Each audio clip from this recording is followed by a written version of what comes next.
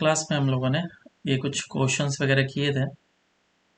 Okay, इस तरह के कुछ क्वेश्चंस थे। चलो इसी क्वेश्चंस को हम लोग वापस से करते हैं। कुछ अच्छे अच्छे क्वेश्चंस हैं।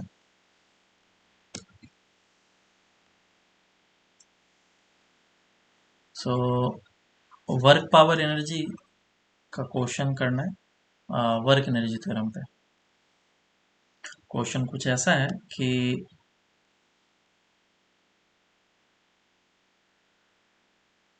ये एक सिस्टम दिया गया है कुछ इस तरीके का, और एक ब्लॉक है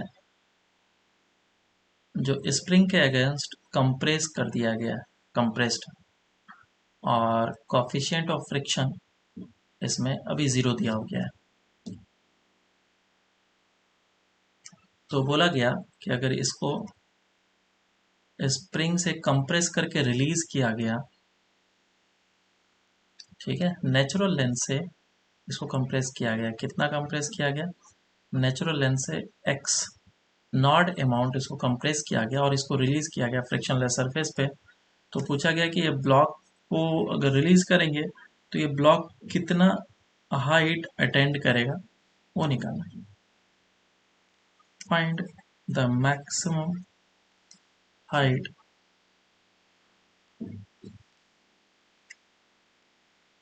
gained by the block। Solve करो।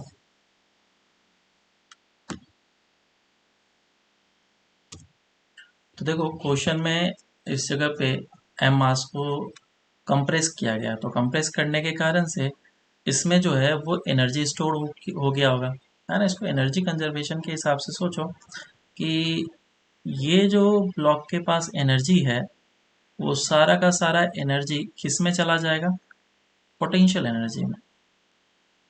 ये स्प्रिंग जैसे ही रिलीज करेगा इसको, इस ब्लॉक के पास वेलोसिटी आ जाएगा एम मास, और इसका स्प्रिंग कांस्टेंट के है, मेरा भूल गया मैं।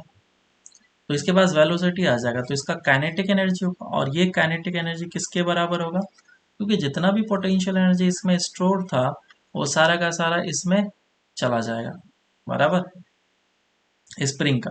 तो वर्क डन बाय स्प्रिंग कितना हो गया, हम लोग लिख सकते हैं कि work done by all the forces is equals to change in its kinetic energy. तो मान लेते हैं कि ये एच हाइट तक पहुंचेगा, पॉइंट ऑब्जेक्ट है, एच हाइट तक इसने ऊपर पहुंचा, और ये वेलोसिटी पूरा का पूरा कन्वर्ट हो जाएगा पोटेंशियल एनर्जी में फिर से। तो कौन किस किस ने वर्क करा, एक तो यहाँ पे स्प्रिंग जब स्प्रिंग। हाँ लूज हो रहा था उस समय वर्क हुआ स्प्रिंग फोर्स, और जब ये ऊपर चढ़ रहा था तो उस समय पोटेंशियल। ग्रेविटी ने वर्क करा। तो हाँ। काइनेटिक एनर्जी में change final minus of initial. तो मैंने पूरा इस पॉइंट से लेकर के इस पॉइंट तक का वर्क एनर्जी थ्योरम लगाया।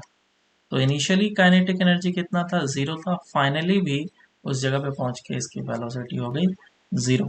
तो इस तरीके से मैं work done by spring force plus gravitational के कारण से इक्वल्स टू 0 बोल सकता हूँ। ग्रेविटी कितना वर्क करेगा नेगेटिव में, वो भी किसके बराबर, एम जी एच के बराबर। पाथ के इंडिपेंडेंट होता है ग्रेविटेशनल का फोर्स का वर्क, है ना, वो सिर्फ वर्टिकल हाइट देखता यस है। सर। और स्प्रिंग फोर्स कितना वर्क करेगा, वो इस जगह से इस जगह तक लेके गया, हाफ के एक्स स्क्वायर, और पॉजिटिव वर्क होगा हाफ के एक्स नॉट का स्क्वायर हो जाएगा। तो ये आ जाएगा M G H is equal to half के एक्स नॉट स्क्वायर। तो इधर से मेरा आंसर आ जाएगा H is equal to K X not square divide by 2 mg। ठीक है क्या, हाँ सर। ओके। नेक्स्ट क्वेश्चन करते हैं। क्वेश्चन ऐसा है, यार थोड़ा ऊपर लाना। हाँ,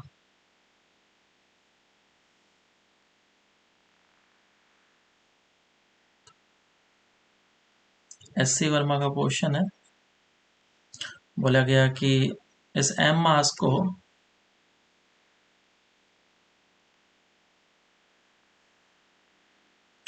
इस स्प्रिंग के थ्रू उसको कंप्रेस कराया गया, बराबर। नेचुरल लेंथ से ये जो ब्लॉक है वो कंप्रेस्ड है।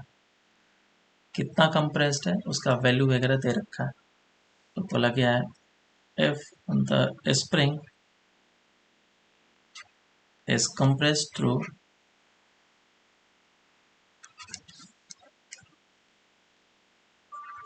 through x naught is equals to 4 centimeter, then find the distance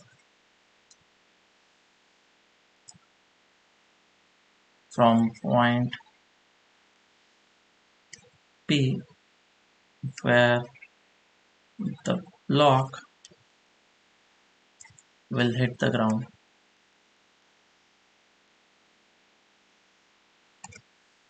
और ये जो हाइट दिया हुआ है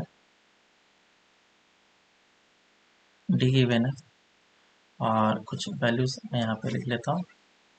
के का वैल्यू दे रखा है 400 न्यूटन पर metre, X not 4 centimetre, and mass block is 2 kg, and जो डी दिया हुआ है that is given 20 metre. Solve करो इसको। तो इस क्वेश्चन को कैसे सॉल्व करेंगे, ज़्यादा टफ तो है नहीं, लास्ट प्रीवियस क्वेश्चन जैसे हम लोगों ने किया उसी तरह का ये क्वेश्चन है। तो कुछ इस तरीके से क्वेश्चन किया जाएगा। अगर इसको तुमने कंप्रेस किया है एक्स नॉट अमाउंट से, तो कंप्रेशन के बाद ये इलोंगेट करेगा और ब्लॉक रिलीज हो जाएगा इस जगह से, है ना। मैं इस जगह पे बनाता हूँ।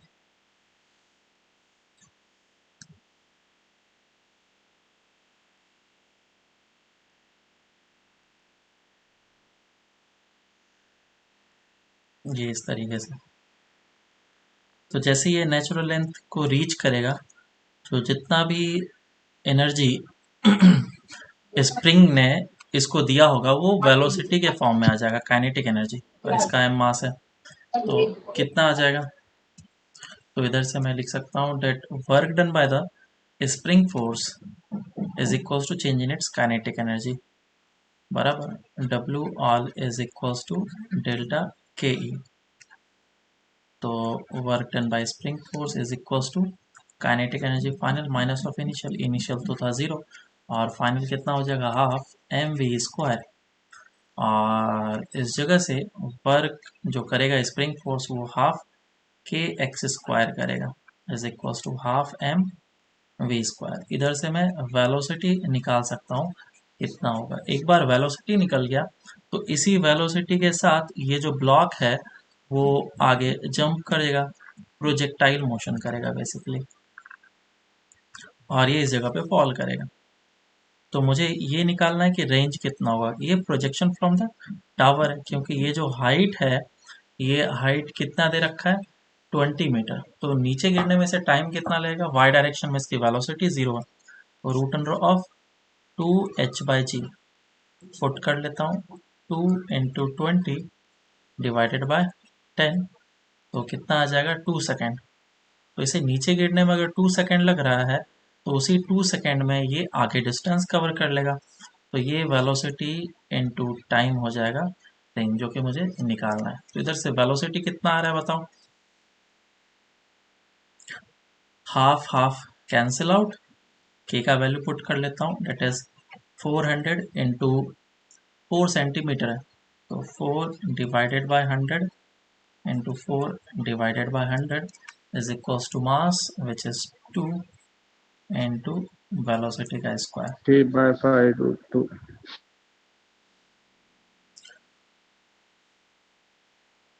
ये हो जाएगा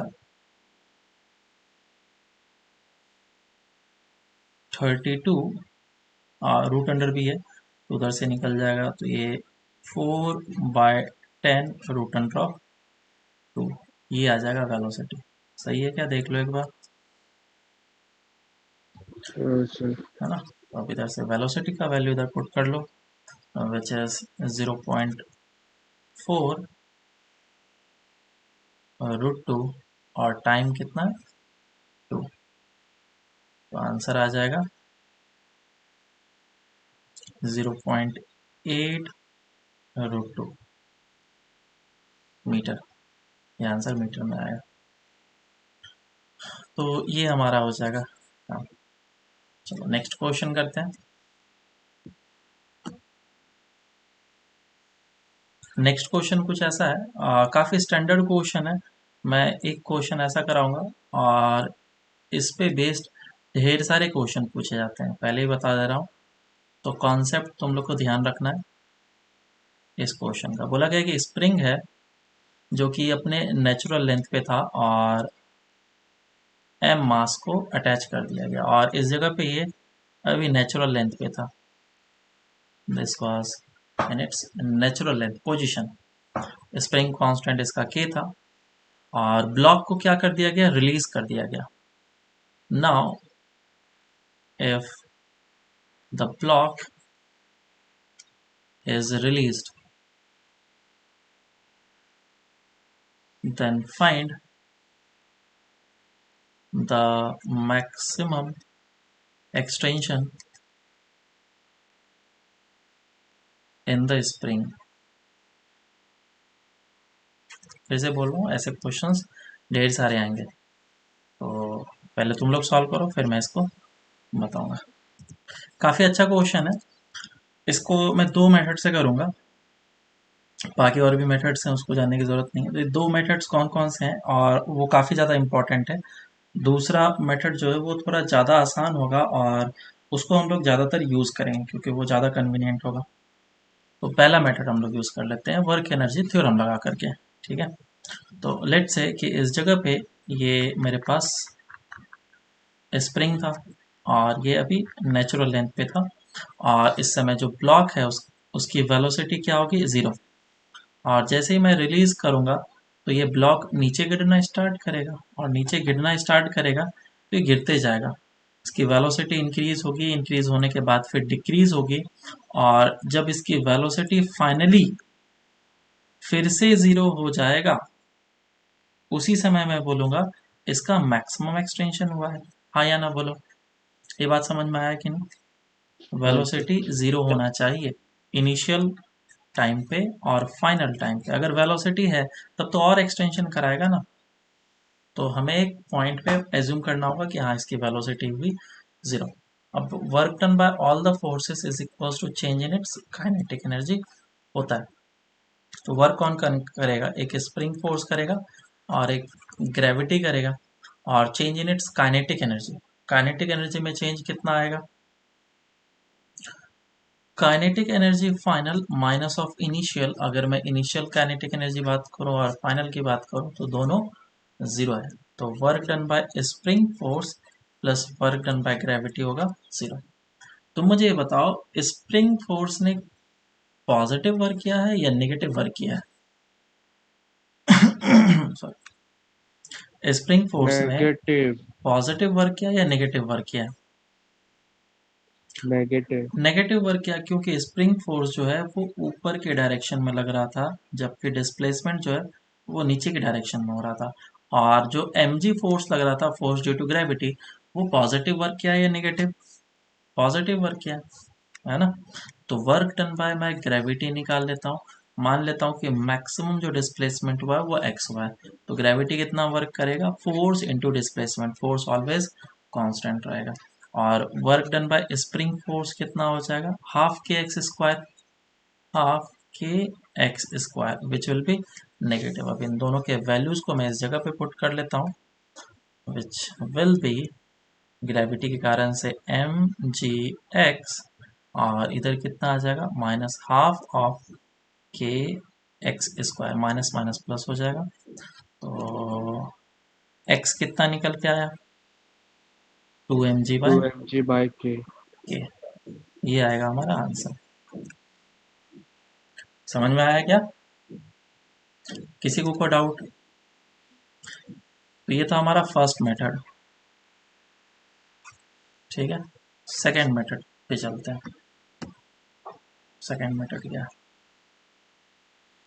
सर एक डाउट था। पूछो। सर मैक्सिमम एक्सटेंशन तो ये होगा, बट वो वापस वो नीचे जाके फिर ऊपर जाएगा, फिर नीचे जाके ऊपर, तो ऐसे स्टेबल कौन से पोजीशन में होता है? मैक्सिमम एक्सटेंशन पूछा है तो मुझे मैक्सिमम वैल्यू बताना है। वो उसने ये नहीं बोला कि वापस से वो ऊपर जाएगा या नहीं जाएगा, लेकिन वो हाँ इस जगह तक मैक्सिमम रीच कर पा रहा है इस पोजीशन से, तो मैं मैक्सिमम बताऊंगा।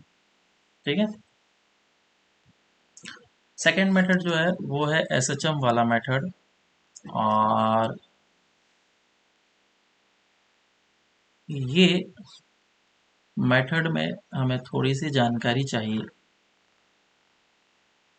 तो ये है स्प्रिंग, और स्प्रिंग के साथ ब्लॉक अटैच्ड है जिसका स्प्रिंग कांस्टेंट के, और ये एम मास है। तो इसमें एक पोजीशन ऐसा है जो कि नेचुरल लेंथ है, दूसरा पोजीशन जहां पे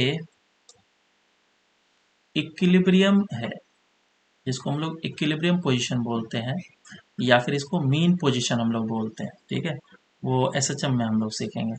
तो इस जगह पे वेलोसिटी जीरो है और ये इक्विलिब्रियम पोजीशन आया। तो इक्विलिब्रियम पोजीशन पे मैं बोल सकता हूँ कि नेट फोर्स क्या होगा, जीरो। और लेट्स से कि दिस इज एक्स नॉट। तो इक्विलिब्रियम पोजीशन पे मैं कितना एक्सटेंशन बताऊंगा, ऊपर लग रहा नीचे लग रहा होगा एम जी, ऊपर लग रहा होगा स्प्रिंग फोर्स विच इज के एक्स नॉट। तो मैं के एक्स नॉट किसके बराबर बोलूंगा, एम जी के बराबर। तो एक्स नॉट कितना आएगा, एम जी बाय के। और मैक्सिमम एक्सटेंशन फिर कितना होगा, maximum extension in the spring will be equals to 2 times of X not which is 2 mg/k। 2 क्यों लिया हमने, डबल क्यों किया, रीजन बताओ, कोई बता सकता है?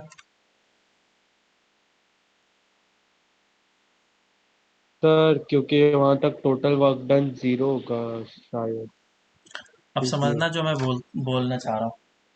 जब तुमने इस जगह से ब्लॉक को रिलीज किया तो उसने क्या किया, वेलोसिटी गेन स्टार्ट किया है ना, वेलोसिटी गेन करना स्टार्ट किया।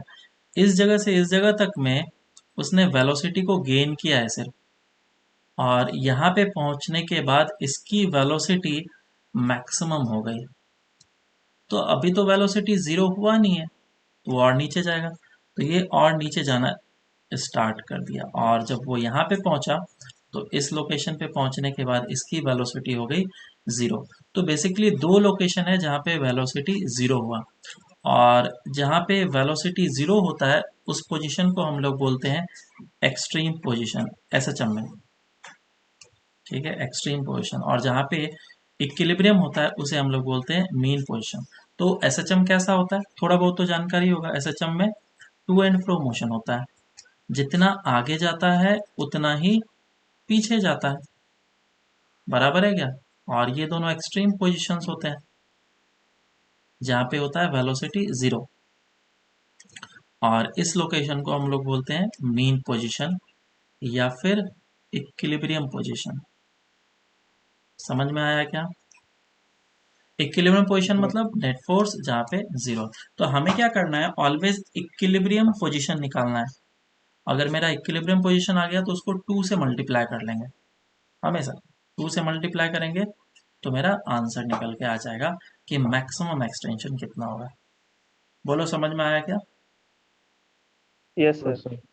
सर तो ये स्टेबल पोजीशन है ना, इक्विलिब्रियम हाँ, वाला? ये वाला है इक्विलिब्रियम पोजीशन, लेकिन वेलोसिटी यहाँ पे जीरो नहीं है। मैं अगर हाँ हाथ सर। रख करके, है ना, हाथ नीचे से होल्ड करके, हाथ मान लो ये मेरा हैंड है, और इसको मैं स्लोली धीरे धीरे करके नीचे लेकर के आता, तो वो इस पोजीशन पे आकर के रुक जाता, फिर इस पोजीशन पे नहीं जाता। तो मैक्सिमम एक्सटेंशन मेरा कितना होता है, सिर्फ एक्स नॉट ही होता है। लेकिन क्योंकि तुमने इस जगह से रिलीज कर दिया, अपने हाथ को हटा दिया, तो ये अचानक से गिरना स्टार्ट करेगा, और यहाँ पे पहुंचने के बाद इसके पास मैक्सिमम वेलोसिटी आ चुकी होगी। फिर वो जब नीचे रीच करेगा तो यहाँ पे वेलोसिटी इसकी हो जाएगी जीरो। तो मुझे ये एक्स नॉट एंड ये एक्स नॉट दोनों को लेना पड़ेगा। तो इसीलिए हमने डबल किया इसको। ठीक है क्या? अब इसी पे बेस्ड मैं एक और क्वेश्चन तुम्हें कराता हूँ। क्वेश्चन ऐसा है कि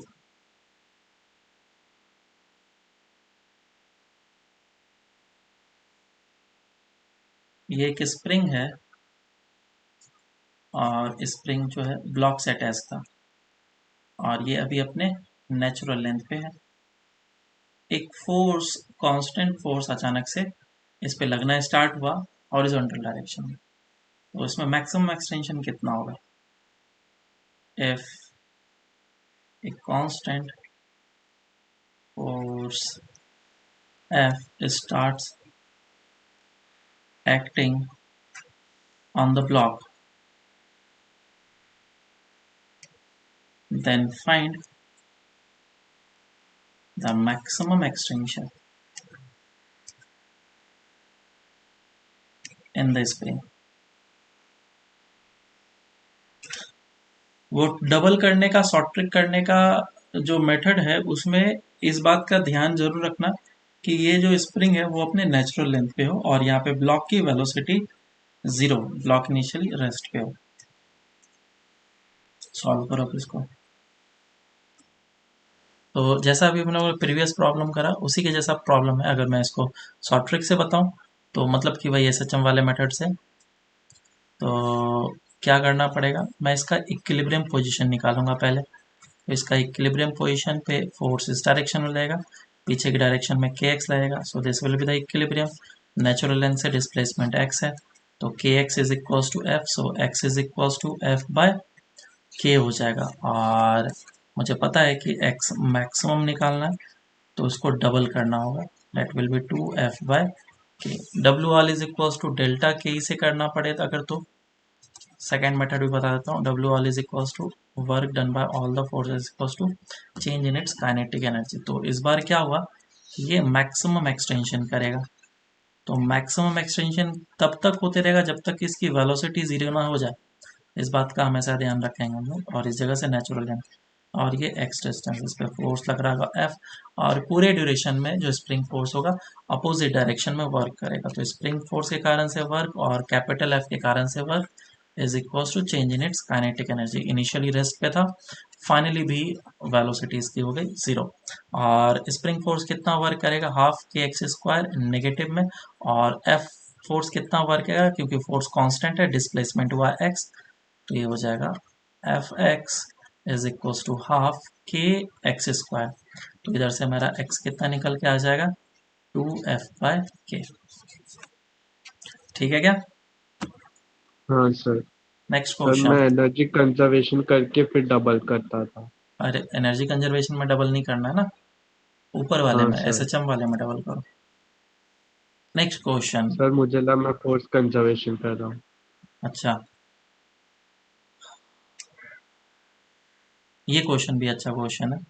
क्या था कि ये जो था स्ट्रिंग था और स्ट्रिंग से एक एम मास अटैच था और कार के अंदर ये रखा हुआ था स्ट्रिंग से अटैच करके। अचानक से ये कार क्या है, आगे की डायरेक्शन में ए से एक्सलेट करने लग गया, बराबर। तो पूछा गया if the cart starts accelerating in forward direction with an acceleration of a, then find the maximum angle made by a string, maximum angle made by a string with the vertical,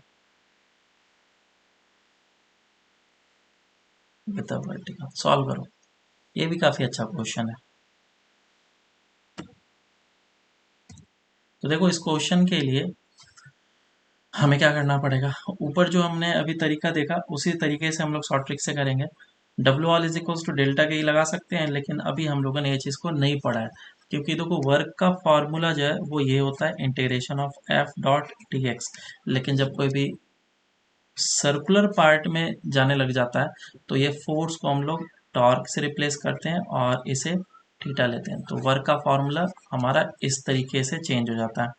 तो हम लोग ये formula लगा करके answer ला देंगे, लेकिन इसमें तुम्हें पहले भी टॉर्क जानना होगा फिर थीटा जानना होगा, तो प्रॉब्लम होगा। तो फिर भी हेलो। हाँ बोलो। अगर ये नहीं जानते हैं फिर भी हम लोग क्वेश्चन को कर सकते हैं। हमें पता है कि इसका जो इक्विलिब्रियम पोजीशन होगा उसके अबाउट ये क्या करेगा, एसएचएम करेगा। तो मान लेता हूँ कि इक्विलिब्रियम पोजीशन इस जगह पे नीचे की डायरेक्शन में लगेगा mg और पीछे की डायरेक्शन में लगेगा pseudo force, this will be the equilibrium position. और ये थीटा जो है वो हम लोग आराम से निकाल सकते हैं। So tan theta will be equals to ma divided by mg, this will be a divided by g। So theta कितना आ जाएगा, tan inverse a by g। तो मैक्सिमम कितना डेविएशन होगा, डेट विल बी 2 थीटा। तो यह जाएगा 2 times of tan inverse a by g। ये आएगा आंसर। समझ में आया क्या सबको? हाँ sir. Next question. Next question कुछ ऐसा है कि एक स्प्रिंग है जो कि रिंग से अटैच्ड है, और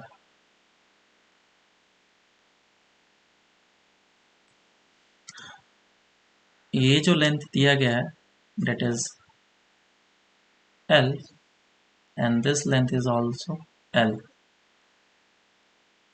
और जो रिंग है उसका मास m है। फ्रिक्शनलेस ये रॉड है जिसमें म्यू का वैल्यू कितना दे रखा है 0, और स्प्रिंग कांस्टेंट k है। तो बोला गया find the velocity of the ring when the spring becomes horizontal, when the spring becomes horizontal. Natural length of a spring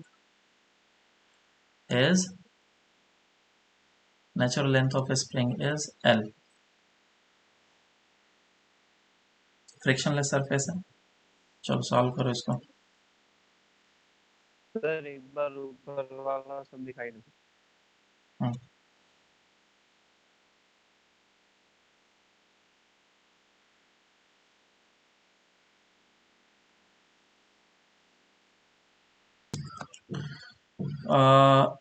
अभी मैंने क्योंकि पोटेंशियल एनर्जी नहीं बताया तो हो सकता है तुम्हारे लिए थोड़ा सा प्रॉब्लमेटिक हो, लेकिन तुम लोग को पता होगा कि जो स्प्रिंग का पोटेंशियल एनर्जी होता है वो हाफ के एक्स स्क्वायर होता है। अगर ये बात पता है तो हम लोग इस क्वेश्चन को काफ़ी ज़्यादा आसानी से कर सकते हैं। अगर नहीं पता है तो भी हम लोग क्वेश्चन को कर सकते हैं, लेकिन बहुत ज़्यादा लेंदी होगा। लेंदी कैसे? तो मैं एज्यूम कर लेता हूँ कि ये अभी किसी भी पर्टिकुलर थीटा एंगल पे है, क्योंकि हम लोग क्या करने जा रहे हैं, work done by all the forces is equals to change in its kinetic energy का फॉर्मूला लगाने जा रहे हैं। और इस जगह पे दो ही फोर्सेस हैं जो कि वर्क करेंगे। नॉर्मल का वर्क 0 होने वाला है, तो एक तो स्प्रिंग फोर्स वर्क करेगा और एक वर्क होगा ग्रेविटी के कारण से, is equals to kinetic energy final minus of initial. Initial ये रेस्ट पे था, रेस्ट से रिलीज किया गया तो इनिशियल 0 हो जाएगा, और ये बनेगा half M V square. Gravity के कारण से वर्क हमें पता है वो, क्योंकि एल डिस्टेंस नीचे गया तो पॉजिटिव वर्क करेगा, work done by gravity that will be M G L. लेकिन स्प्रिंग फोर्स नेगेटिव वर्क करेगा, और कितना नेगेटिव वर्क करेगा वो हमें नहीं पता है। तो सबसे पहले मैं स्प्रिंग फोर्स के कारण से वर्क निकालूंगा। लेट से कि कोई भी अभी एंगल थीटा है, ठीक है। लेट से कि वो धीरे धीरे धीरे नीचे आते जा रहा है, और अभी ये एंगल थीटा है। तो ये जब थीटा एंगल होगा तो उस समय इसमें कुछ एक्सटेंशन होगा, और एक्सटेंशन कितना होगा, लेट से कि एक्सटेंशन एक्स, तो वो फोर्स के एक्स लगा रहा होगा, और इस डायरेक्शन में इसका कंपोनेंट आएगा के एक्स का। तो के एक्स का दो कंपोनेंट है, एक इस डायरेक्शन में और एक इस डायरेक्शन में। इधर कंपोनेंट कितना होगा के एक्स कॉस थीटा, और इस तरफ कितना हो जाएगा के एक्स साइन थीटा। क्या के एक्स कॉस थीटा कोई भी इस पे वर्क करा सकता है क्या? नहीं, इस पे कोई वर्क नहीं करा सकता है, लेकिन के एक्स साइन थीटा इस पे वर्क करा सकता है। तो मुझे के एक्स साइन थीटा के कारण से वर्क निकालना है। तो कैसे निकलेगा? Force into displacement. मान लेता हूं कि छोटा सा डिस्प्लेसमेंट कराया वो नीचे की डायरेक्शन में dx, तो इसका मतलब कि छोटा सा डी थीटा नीचे की डायरेक्शन में जाएगा, बराबर।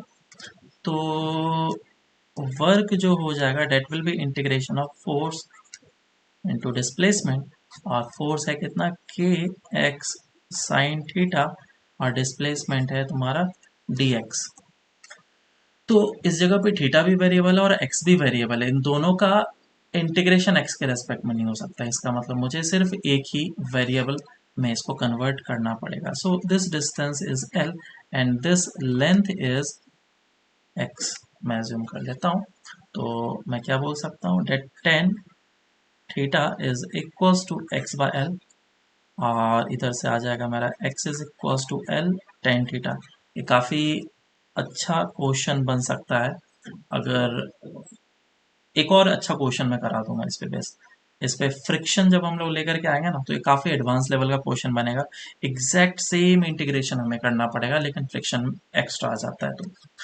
तो x का वैल्यू इतना आया, तो dx कितना आ जाएगा? अगर मैं इसको डिफरेंशिएट करूंगा तो डिफरेंशिएट करने पे आ जाएगा ये l, टेन थीटा का डिफरेंशिएशन कितना हो जाएगा सेक स्क्वायर थीटा, और साथ में आएगा डी थीटा। तो ये आ गया हमारा वैल्यू, और इसका वैल्यू मैं इस जगह पे पुट कर सकता हूँ, इंटीग्रेशन के हेलो। x का value L tan theta,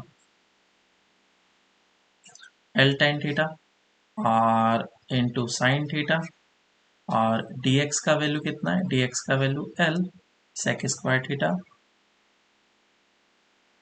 and D theta. तो अब बस इसको इंटीग्रेट करेंगे हम लोग, और जो जो कांस्टेंट है उसे हम लोग बाहर निकाल लेते हैं। क्या क्या कांस्टेंट है? के कांस्टेंट है, के एल स्क्वायर। एल स्क्वायर बाहर निकला, इंटीग्रेशन टेन थीटा, और क्या है ये साइन थीटा, और ये सेक स्क्वायर थीटा है। सेक स्क्वायर थीटा को क्या लिख सकते हैं? Cos square theta. One by cos square theta. तो sine theta upon cos square theta d theta. तो ये आ गया K L square tan square theta into sec theta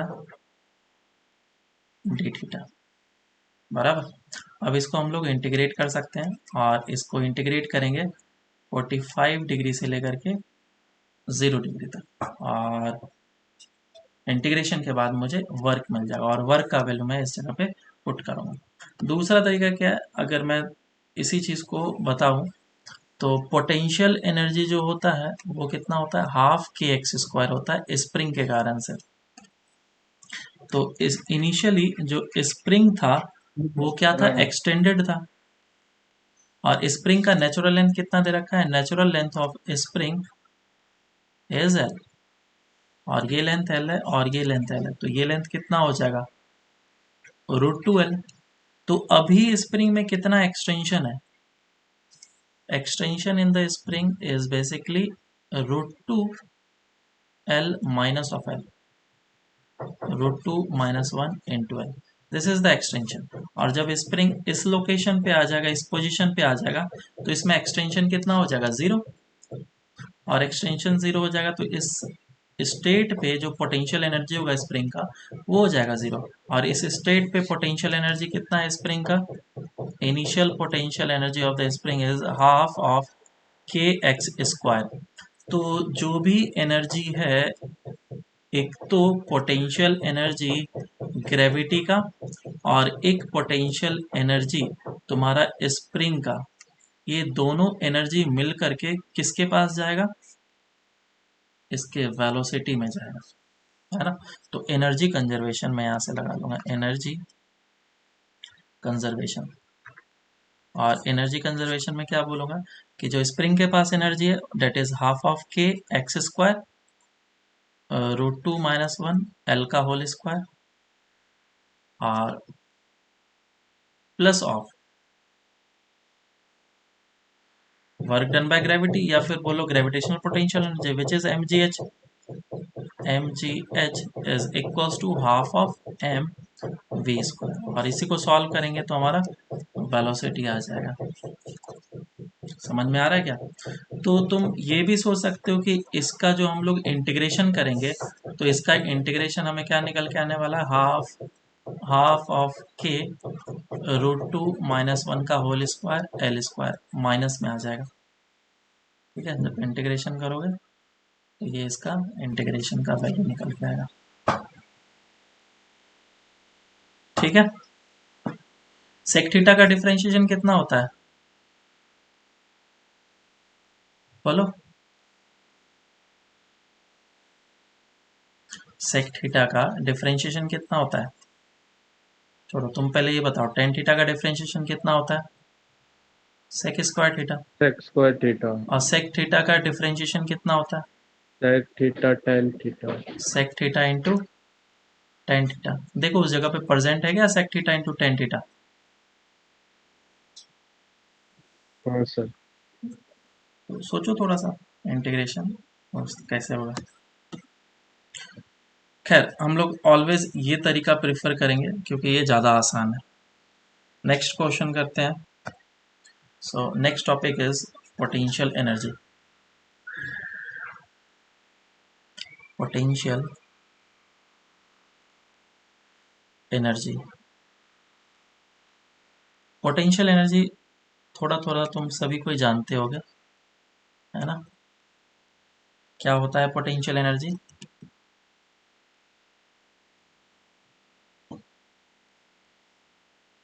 अलग अलग तरह के एनर्जी होते हैं।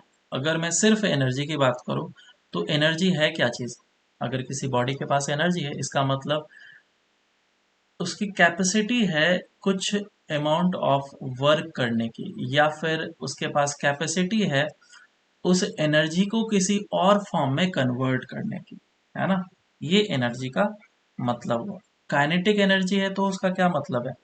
काइनेटिक एनर्जी का मतलब ये है, अगर किसी भी ब्लॉक के पास काइनेटिक एनर्जी है, ये ब्लॉक है और इसके पास काइनेटिक एनर्जी है, मतलब कि ये जो ब्लॉक है ये कैपेबल है कुछ वर्क करने के लिए।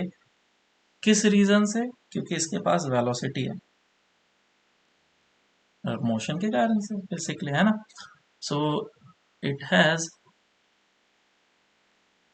Capacity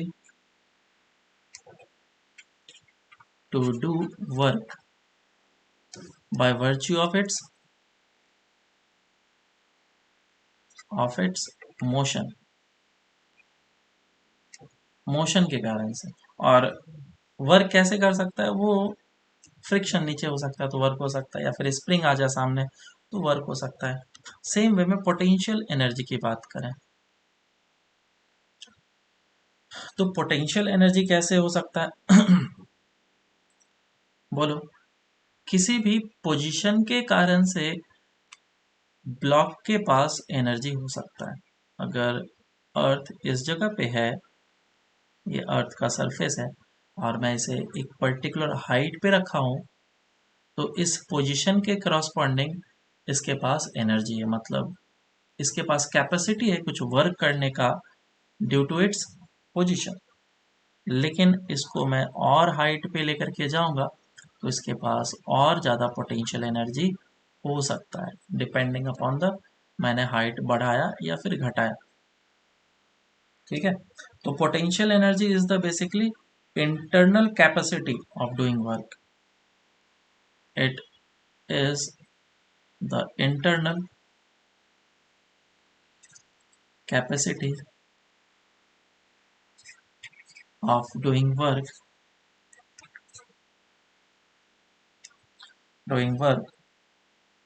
of any particle or system by virtue of its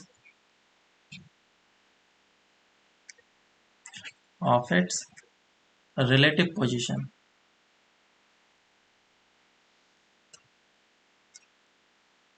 by virtue of its relative position. तो इसका रिलेटिव पोजीशन के कारण से वर्क करने की क्षमता है, या फिर इसके पास जो एनर्जी है वो इसके पोजीशन के कारण से है। तो ये है हमारा पोटेंशियल एनर्जी। जरूरी नहीं है कि अगर मैं इसको ग्रेविटी के फॉर्म में ही देखूं, हो सकता है स्प्रिंग के फॉर्म में भी देख सकता हूं। अब आगे हम लोग चलते हैं और समझते हैं कि ये जो पोटेंशियल एनर्जी है वो किस तरीके से डिफाइन किया गया। थोड़ा सा कॉम्प्लिकेटेड होगा समझना, ध्यान से समझना। दो तरह के फोर्सेस होते हैं हमारे पास। जो फोर्सेस होते हैं वो दो तरह के होते हैं, एक तो होता है कंजर्वेटिव फोर्सेस और एक होता है नॉन कंजर्वेटिव फोर्सेस।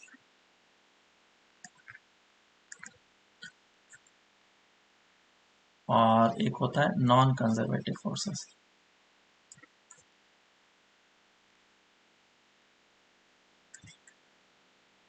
इसके बारे में हम लोग आगे जाकर के पढ़ेंगे ये क्या क्या फोर्सेस हैं।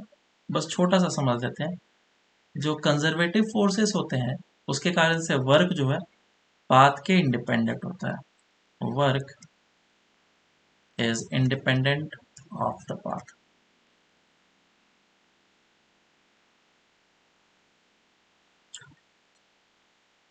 किसी भी पाथ से लेकर के जाऊं वर्क मेरा उतना ही होने वाला है।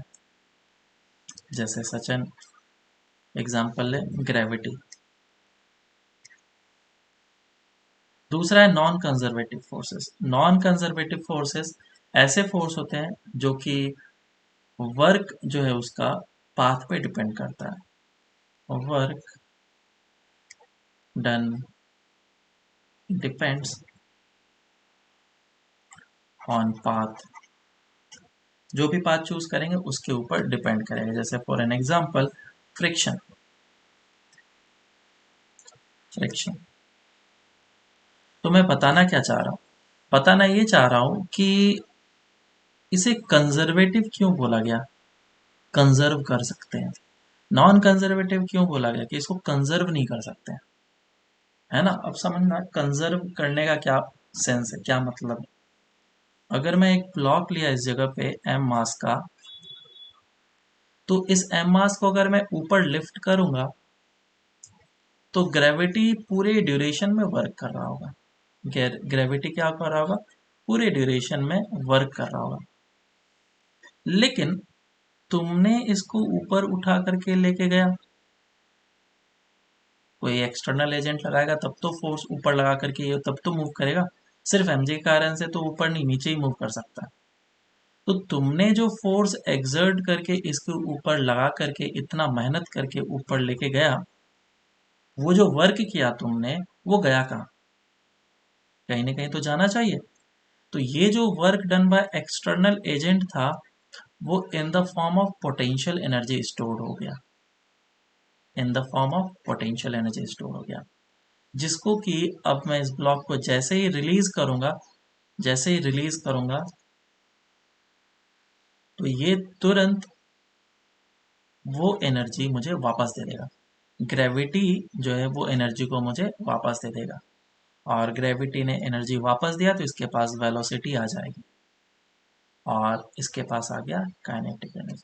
तो इनफैक्ट इस पोजीशन पे था पोटेंशियल एनर्जी, और वो पोटेंशियल एनर्जी कन्वर्ट हो गया पूरा का पूरा काइनेटिक एनर्जी के फॉर्म में। मतलब तुमने जो वर्क किया था वो देखो कैसे कैसे ट्रांसफर हुआ। तुमने एक्सटर्नल फोर्स लगाया, एक्सटर्नल फोर्स ने कुछ एक्सटर्नल वर्क किया, एक्सटर्नल वर्क जो है वो तुम्हारा पोटेंशियल एनर्जी के फॉर्म में स्टोर हो गया है, बेकार नहीं गया, स्टोर हो गया। और वो पोटेंशियल एनर्जी के फॉर्म में जो एनर्जी स्टोर हुआ था वो वापस से तुम्हें मिल गया, तुमने उसे वापस से गेन कर लिया काइनेटिक एनर्जी के फॉर्म में। बहुत अच्छी बात है, मतलब तुम्हारा वर्क बेकार नहीं गया। अब एक सिनारियो दूसरा एज्यूम करते हैं जिसमें कि एक ब्लॉक है और इस ब्लॉक को मैं ऐसे सरफेस पे रखा हूं जिसपे फ्रिक्शन है और मैं इसके ऊपर फोर्स लगा रहा हूं इस डायरेक्शन में।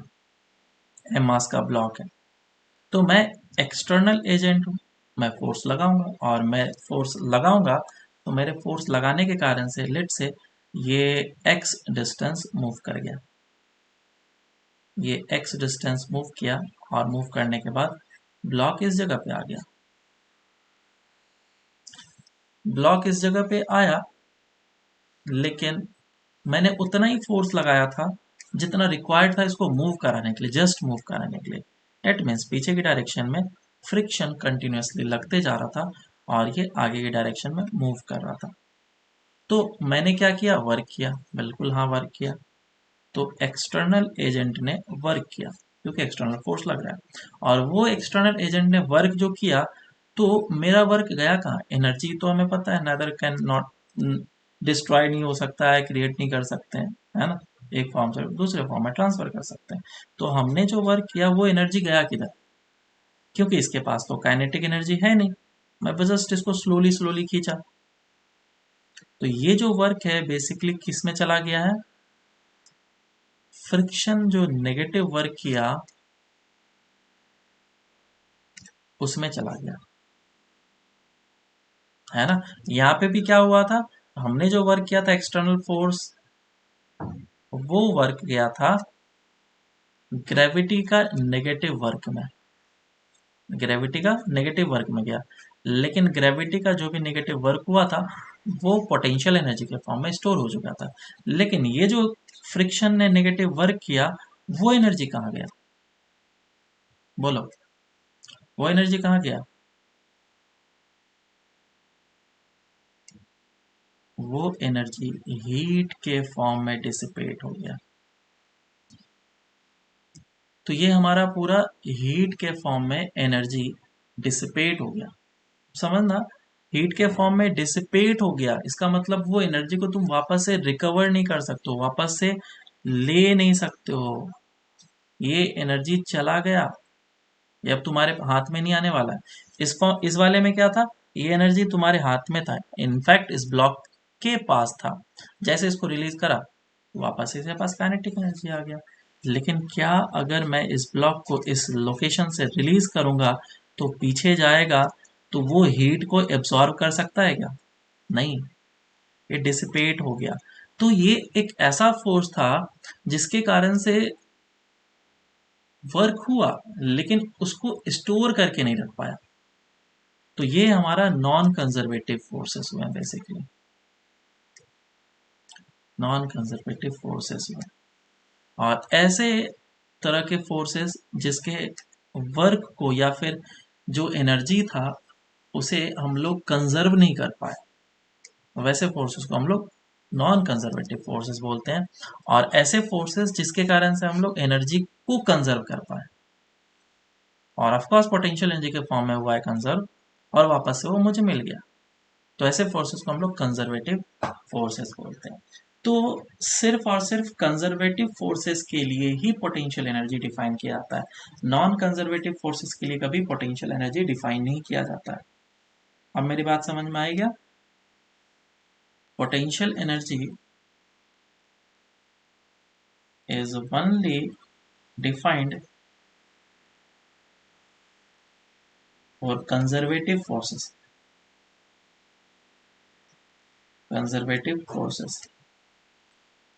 not for non conservative forces।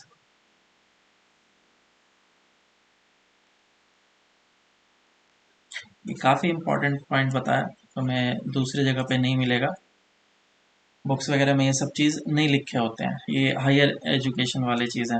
तो ये जो चीज़ है, तुम्हें पता चला कि जो एनर्जी स्टोर हुआ वो एनर्जी स्टोर पोटेंशियल एनर्जी के फॉर्म में हुआ है, कोई भी फॉर्म में हो सकता था, लेकिन मैंने उसका नाम दे दिया पोटेंशियल एनर्जी। और वो पोटेंशियल एनर्जी जो एक्सटर्नल फोर्स वर्क कर रहा था वो उसी के फॉर्म में स्टोर हुआ है। तो इधर से मेरा बेसिक डेफिनेशन आया पोटेंशियल एनर्जी का, मेरी बात समझ में आएगा। एक और एग्जांपल मैं दे देता हूँ, लेट्स से कि ये एक स्प्रिंग है और इस जगह पे ब्लॉक रखा हुआ है और अभी ये नेचुरल लेंथ पे था। अब मैंने क्या किया, एक एक्सटर्नल फोर्स लगाया इसके ऊपर, और एक्सटर्नल फोर्स लगेगा तो स्प्रिंग क्या करेगा, कंप्रेस होगा, और स्प्रिंग कंप्रेस होना स्टार्ट किया। और मैं धीरे धीरे इसको कंप्रेस करता गया और कुछ टाइम के बाद इसको कंप्रेस करके रखा यहीं पे। तो इतना सा इसमें कंप्रेशन हो गया।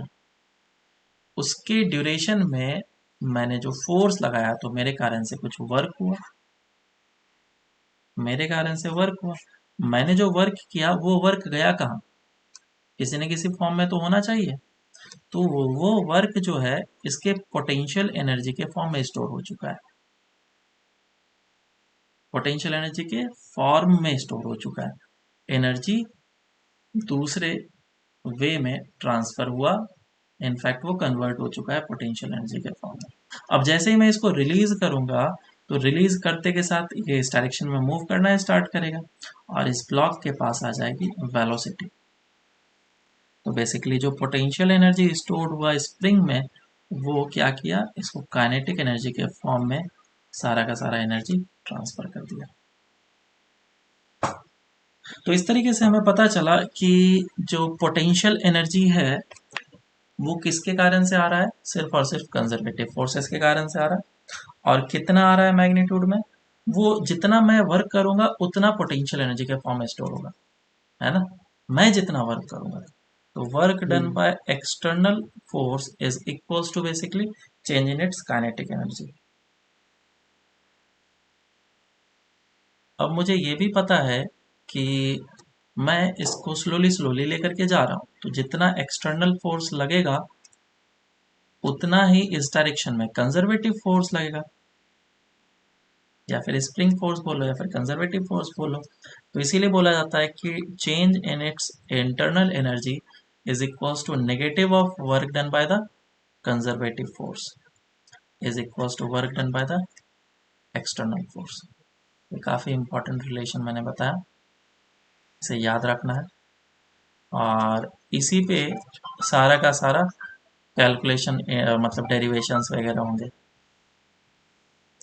तो डेल्टा यू कितना आ जाएगा, डेल्टा यू, अच्छा पहले एक छोटा सा, अगर डिस्प्लेसमेंट हुआ तो छोटा सा पोटेंशियल एनर्जी स्टोर होगा, तो इसको मैं इस तरीके से लिखूंगा प्लस छोटा सा work done by the external agent.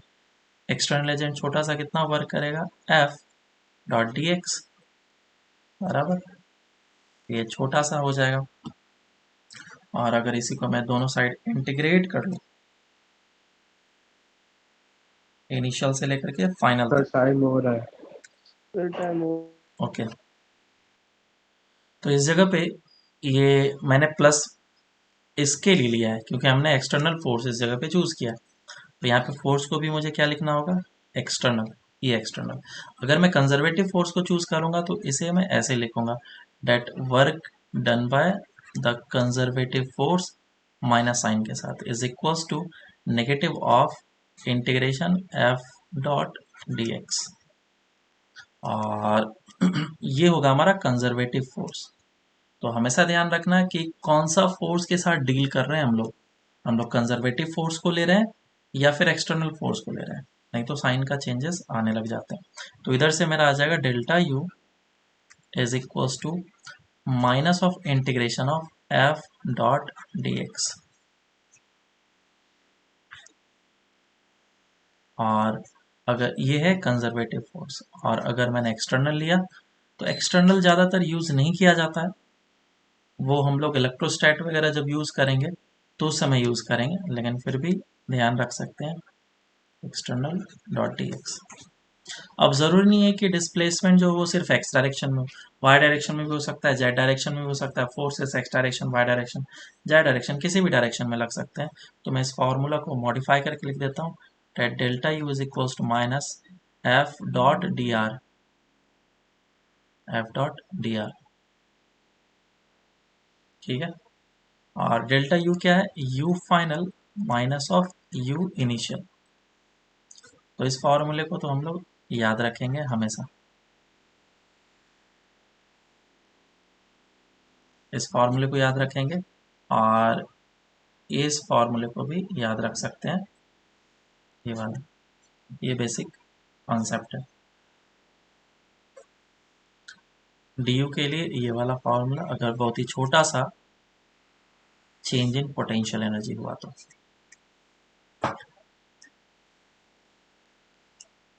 तो ये हो गया हमारा पोटेंशियल एनर्जी का डेफिनेशन और formula.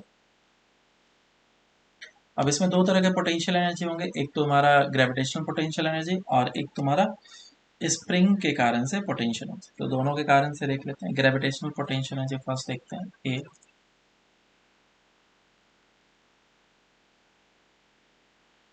Gravitational potential energy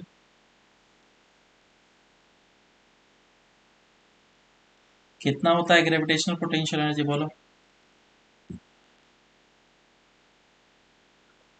mgh। है ना? ये तभी वैलिड है जब मैं एक पॉइंट ऑब्जेक्ट लूं। बराबर है क्या? ये तभी वैलिड है जब मैं एक पॉइंट ऑब्जेक्ट लूं।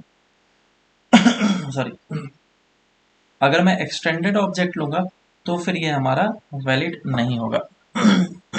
सॉरी, फॉर पॉइंट ऑब्जेक्ट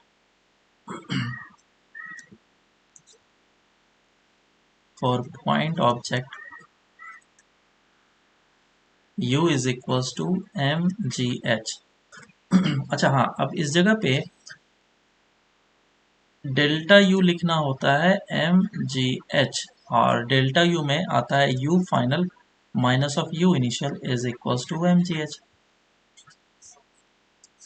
तो जब मैंने किसी भी ब्लॉक को एच हाइट पे रखा है, ग्राउंड से एच हाइट पे, तो एक रेफरेंस मुझे डिफाइन करना होता है। पोटेंशियल एनर्जी के लिए हमेशा एक रेफरेंस डिफाइन करना होता है।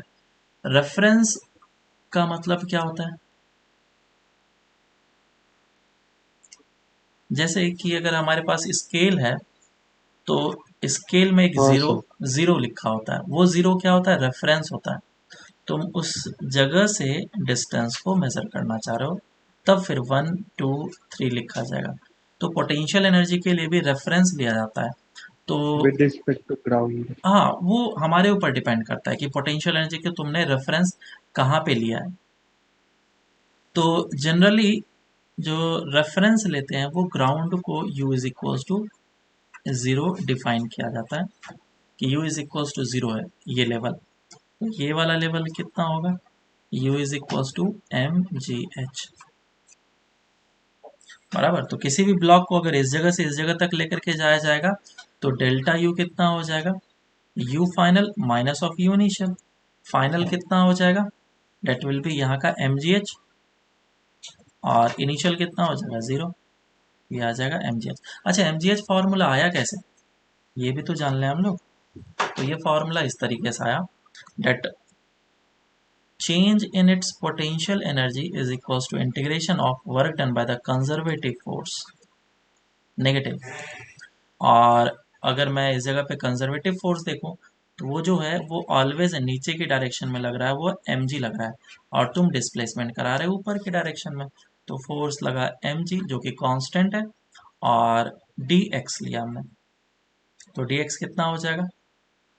डॉट dx मतलब सिंपल dx। और इस जगह पे डॉट प्रोडक्ट होता है, तो फोर्स किस डायरेक्शन में लग रहा है? नीचे की डायरेक्शन में। डिस्प्लेसमेंट किधर कर रहा है? ऊपर कर रहा है। तो इन दोनों के बीच का एंगल कितना है? 180 डिग्री। तो cos 180 आ जाएगा। तो माइनस माइनस प्लस बनेगा, integration M G D X, और ये हो जाएगा डेल्टा यू जो कांस्टेंट है उसको बाहर निकाल दो, M G constant, integration D X. और एक्स का इंटीग्रेशन कहाँ से कहाँ तक जाएगा? इस जगह पे जीरो होगा, और एक्स को तुमने एच तक लेके गया, तो जीरो से लेकर के एच तक, तो ये आ जाएगा एम जी एच। आया ना? समझ में आया सबको? हाँ सर। हाँ, तो डेल्टा सर यू को इसे वैसे भी देख सकते हैं ना, फोर्स डेल्टा यू इनटू को मैं लिखूंगा U displacement. Final minus of U initial is equals to M G H. और हमने रेफरेंस ले लिया कि ग्राउंड का जो रेफरेंस है वो जीरो वाला है, तो यू कितना हो जाएगा? M G H. हाँ, तुम क्या बोल रहे थे? फोर्स इंटू डायरेक्ट डिस्प्लेसमेंट ना? हाँ सर। हाँ, ये कांस्टेंट तो फोर्स ये है, तो वैसे भी कांस्टेंट फोर्स के लगता है। कारण से फोर्स इंटू डिस्प्लेसमेंट हम लोग ले सकते हैं, कोई दिक्कत नहीं। तो ये हमारा पोटेंशियल एनर्जी निकल गया। इस पे एक एग्जांपल करा देता हूँ कुछ, तो तुम्हें थोड़ा सा अच्छे तरीके से समझ में आ जाएगा। 3 लोकेशंस लिए जा रहे हैं, this is A, this is B and this is C, और ये ग्राउंड। इस जगह से ये जो हाइट है वो h दिया गया, ये भी h है और ये भी h है। तो बोला गया अगर ब्लॉक है मेरे पास एक, तो मैं ब्लॉक को ग्राउंड से बी लोकेशन तक लेके जाना चाह रहा हूँ, तो चेंज इन पोटेंशियल एनर्जी कितना होगा ये तुम्हें बताना है। और हमें पता है कि work done by the external force जो होगा वो चेंज इन पोटेंशियल एनर्जी के बराबर होगा। तो क्वेश्चन में दूसरे तरीके से भी पूछा जा सकता है कि अगर मुझे ग्राउंड से बी तक लेके जाना है तो मुझे कितना वर्क करना पड़ेगा, बराबर। तो क्वेश्चन ऐसा भी पूछा जा सकता है। तो अब तुम निकालते जाओ हर एक में change in potential energy. B से ए लेके जाया जा रहा है, थर्ड ए से सी लेके गया, फोर्थ बी से सी लेके गया, और फिफ्थ इज जी से ए लेके गया, ए से फिर सी लेके गया, and last one is C से ए गया और ए से फिर जी गया। ये बी। चलो सॉल्व करो सबके लिए। तो चलो इसको सॉल्व करते हैं। इसको सॉल्व करना काफ़ी आसान है। सबसे पहला काम क्या करें, किसी भी एक को रेफरेंस को मुझे जीरो जूम करना है।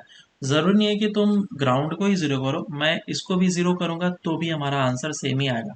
और मैं दिखा देता हूँ करके, तुम लोगों ने किया ही होगा। इसको मैंने जीरो जूम कर लिया, तो ये सारे नीचे वाले जो है निगेटिव हो जाता है। अगर जीरो है तो ऊपर क्या बनता है, पॉजिटिव, और नीचे वाले क्या बनते हैं, नेगेटिव। तो इसका पोटेंशियल एनर्जी कितना हो जाएगा, एम जी एच माइनस में, और इसका potential energy minus of 2 mgh, और इस ग्राउंड का पोटेंशियल एनर्जी कितना हो जाएगा, माइनस ऑफ 3 mgh। तो मैं पहले लेके गया जी से बी, तो मेरा जी ये है, और जी से मैं बी लेके जाऊंगा तो change in potential energy will be you final minus of U initial. Final कितना हो जाएगा, जीरो। इनिशियल कितना, माइनस ऑफ 3 mgh। तो आंसर कितना आ जाएगा, 3 mgh। तो आंसर तुम्हारा सेम आएगा, लेकिन क्या है, थोड़ा सा प्रॉब्लम होगा क्वेश्चन को करने में। तो जैसे जैसे तुम ढेर सारे क्वेश्चन करोगे ना, तुम्हें पता चलते चल जाएगा कि तुम्हें किस जगह पे u is equal to zero assume करना चाहिए ताकि जल्दी आए आंसर। सेकंड के लिए देख लो। सेकंड के लिए बी से ए लेके गया, तो बी से जब मैं ए लेकर के जाऊंगा तो मैं क्या करूंगा, बी वाले रेफरेंस को जीरो एज्यूम कर लूंगा, u is equal to zero B पे। तो ये हाइट h है, तो ये कितना हो जाएगा, सिर्फ mgh। तो अब डेल्टा यू निकालना मेरे लिए काफ़ी आसान है, क्योंकि इनिशियल इस जगह पे है, फाइनल ये लोकेशन है। फाइनल हो जाएगा mgh minus of zero, this will B mgh। Simple answer. तो देखा तुमने, जीरो जैसे ही रेफरेंस चेंज किया तुम्हारा आंसर जल्दी आ गया। तुम इस जगह से भी कर सकते हो, ये रेफरेंस लेकर के भी, तो भी आंसर तुम्हारा सेम ही आएगा। तो मैं डायरेक्ट आंसर इस जगह पे लिखते चला जाता हूँ। ए से सी लेके गया, तो ए से सी लेके गया, पोटेंशियल एनर्जी घटा है, -2। पोटेंशियल एनर्जी घटा है तो मैं माइनस लिखूंगा, -2 mgh। इसमें सर ए से सी करना। ओ सॉरी, ए से सी है ना, -2 mgh, और बी से सी पोटेंशियल एनर्जी घटा माइनस है, mgh। माइनस ऑफ mgh होगा। और जी से मैं डायरेक्ट सी जा रहा हूँ। ये पोटेंशियल एनर्जी स्टेट फंक्शन होता है। स्टेट फंक्शन का मतलब वो इनिशियल स्टेट और फाइनल स्टेट पे डिपेंड करता है। तो जैसे मैं जी से सी लेकर के जाऊंगा तो पोटेंशियल एनर्जी बढ़ा है mgh। और mgh हो जाएगा। हमेशा चेक करना पोटेंशियल एनर्जी बढ़ा या घटा, बढ़ा तो पॉजिटिव, घटा तो नेगेटिव। फिर सी से मैं वापस से जी लेकर के जा रहा हूँ, तो माइनस mgh। सी से जी नीचे लेके गया तो -mgh। ये आ जाएगा आंसर। चलो एक और क्वेश्चन करो जल्दी से, लास्ट क्वेश्चन करते हैं। क्वेश्चन ऐसा है कि एक रॉड गिवन है तुम्हें, वर्टिकल रॉड, जिसको टेबल के ऊपर रख दिया गया, और इस रॉड का लेंथ और मास गिवन है। अगर इस वाले रेफरेंस को मैं जीरो पोटेंशियल एनर्जी बताता हूँ तो बोला गया find the potential energy of this rod with respect to ये जो भी चीज़ है, ग्राउंड मान लो, with respect to ground. Solve करो इसको। तो देखो इस तरह के क्वेश्चन सब करने का आर्डर डाल लो, क्योंकि इंटीग्रेशन जो है वो इसी जगह से स्टार्ट हो जाता है। अभी तक हम लोग इंटीग्रेशन वगैरह नहीं देख रहे थे, है ना, इससे पहले कहीं पे भी इंटीग्रेशन नहीं आया, लेकिन अब से इंटीग्रेशन आना स्टार्ट हो जाएगा। सेंटर ऑफ मास भी देखेंगे, उसमें भी इंटीग्रेशन आएगा। तो एलिमेंट लेना सीख लो, किस तरीके से हम लोग एलिमेंट ले रहे हैं। तो पहला काम क्या करना है हमें, ये एक बॉडी बनाना है और फिर इसको मैंने प्लेस करके रख दिया। तो मैंने क्या किया, एक्स डिस्टेंस पे जाकर के dx थिकनेस का एलिमेंट चूज किया। तो अगर x डिस्टेंस पे छोटा सा एक एलिमेंट चूज करूंगा जिसका थिकनेस कितना है dx, तो काफी छोटा सा पॉइंट मास जैसा मुझे एक एलिमेंट मिलेगा, जिसको हम लोग एलिमेंट बोलने का मतलब मास मिलेगा मुझे। और अगर dx इसका थिकनेस है तो इसका मास भी काफी ज्यादा छोटा होगा, तो इसका मास होगा dm। और हाइट कितना होगा ग्राउंड से, x होगा। तो इस एलिमेंट का पोटेंशियल एनर्जी कितना होगा, क्योंकि तुमने इसको जीरो बोला हुआ है reference. So potential energy of the element will be equals to u is equals to छोटा सा मास dm, और m gh होता है, तो छोटा सा मास dm ले लिया into g into h, height कितना है x है। तो ये हो गया हमारा पोटेंशियल एनर्जी। लेकिन ये छोटा सा पोटेंशियल एनर्जी निकला है क्योंकि मास काफी छोटा है, और इसी को मुझे इंटीग्रेट करना पड़ेगा। तो पहले मैं dm का वैल्यू निकाल लेता हूँ, dm कितना होगा। तो हमें पता है कि अगर लेंथ l है तो उसके लिए मास कितना है, m है। तो यूनिट लेंथ के लिए मास कितना हो जाएगा, m/l, जिसको हम लोग मास पर यूनिट लेंथ बोलते हैं, जिसको हम लोग हमेशा लैम्डा से डिनोट किया करेंगे। Lambda is mass per unit length, per unit length, इससे डिनोट करेंगे। तो अगर मैं लेंथ यूनिटी रखता हूं तो इतना मास है, और अगर लेंथ में छोटा सा dx रखता हूं तो मास कितना हो जाएगा, लैम्डा इंटू dx। ठीक है, सो दिस इज छोटा सा मास dm is lambda into dx। इस चीज को याद कर लो क्योंकि हमेशा हम लोग यूज करेंगे। तो this is lambda into dx into G into X, और ये है du, और दोनों साइड मैंने कर दिया इंटीग्रेशन। तो ये इनिशियल से फाइनल तक जाएगा, तो इनिशियल इस जगह पे होगा और फाइनल इस जगह पे होगा। तो u final minus of u initial is equals to, जो जो कांस्टेंट है बाहर निकाल लो, लैम्डा जी कांस्टेंट है, इंटीग्रेशन x dx। और x का इंटीग्रेशन कहाँ से कहाँ तक जाएगा, इस जगह पे 0 होगा और इस जगह पे l होगा, तो ये 0 से लेकर के l तक जाएगा। लैम्डा इंटू जी, और x का इंटीग्रेशन x स्क्वायर बाय 2 हो गया, और ये 0 से l। और लैम्डा का वैल्यू पुट कर लेता हूं मैं, lambda is what, lambda is m by l, तो आएगा m by l into G into l square by 2। तो फाइनल आंसर हमारा निकल के आया। और क्योंकि ग्राउंड का 0 है पोटेंशियल एनर्जी, तो रॉड का जो पोटेंशियल एनर्जी हो जाएगा डेट विल बी mg/l/2।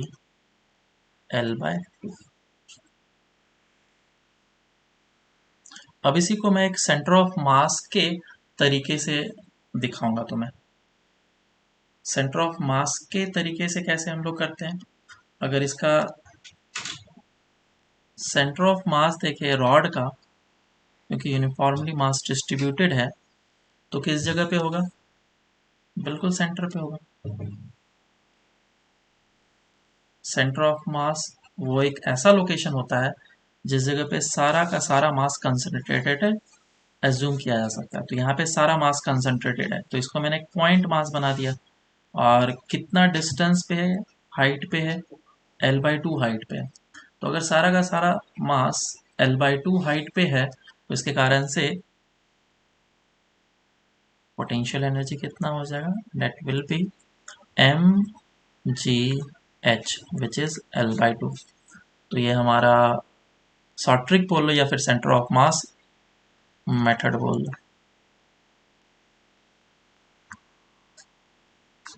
तो हम लोग ज़्यादातर क्वेश्चन जो अच्छे अच्छे होंगे वो इस तरीके से करेंगे, सेंटर ऑफ मास का मेथड लगा करके हम लोग यूज़ कर लेंगे। लेकिन ये सेंटर ऑफ मास मेथड तभी लगाना है जब यूनिफॉर्म मास डिस्ट्रीब्यूशन हो, ठीक है।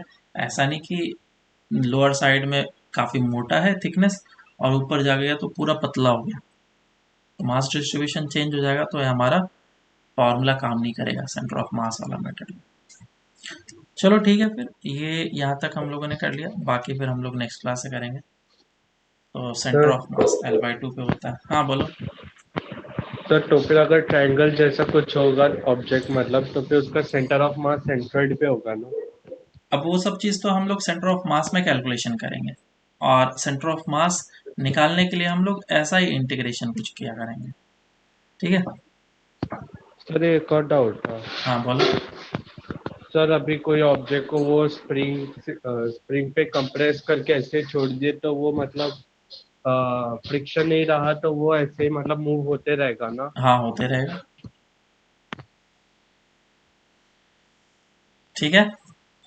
चलो ठीक है, अब हाँ। होमवर्क लिख लो। होमवर्क में एक DPP कर लेना, और अब तुम लोग वर्क पावर एनर्जी का एक्सरसाइज 1 सेक्शन C कंप्लीट कर लेना। इसे नेक्स्ट क्लास में डिस्कस करेंगे हम लोग। चलो।